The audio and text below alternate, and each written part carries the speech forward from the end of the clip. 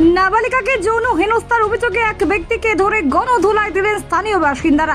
পরে তাকে তুলে দেওয়া হয় পুলিশের হাতে। ঘটনাটি হুগলির বৈদ্যবাটের। অভিযোগ উঠেছে যে নাবালিকা যৌন হেনস্থার শিকার হয়েছে সেই নাবালিকা নাকি অভিযুক্ত ব্যক্তির পরিচিত।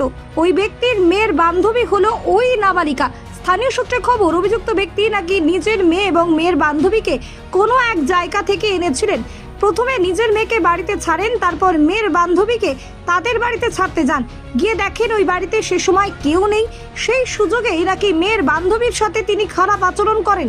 নাবালিকা চিৎকার চেঁচামেচি করলে বিষয়টা জানাজানি হবার পর অভিযুক্ত ব্যক্তিকে ধরে স্থানীয় বাসিন্দারা গণধোলায় দেন।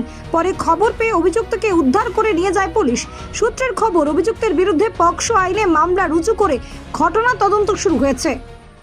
ঘটনা যেটা হয়েছিল, যিনি অভিযুক্ত ব্যক্তি তিনি নিজের মেয়েকে বাড়িতে ছেড়ে এই নাবালিকা মেয়েটিকে তার বাড়িতে ছাড়তে যায় এবং ছাড়তে যাওয়ার পরে তার ঘরের ভেতর ঢুকে তার সাথে অন্যায় কাজকর্ম করে এবং পরে যখন সেই মেয়েটি যখন বুঝতে পারে, বাইরে এসে লোকজন যখন ডাকে, তখন অভিযুক্ত ব্যক্তি বাড়িতে পালিয়ে এসে দরজা বন্ধ করে লুকিয়েছিল।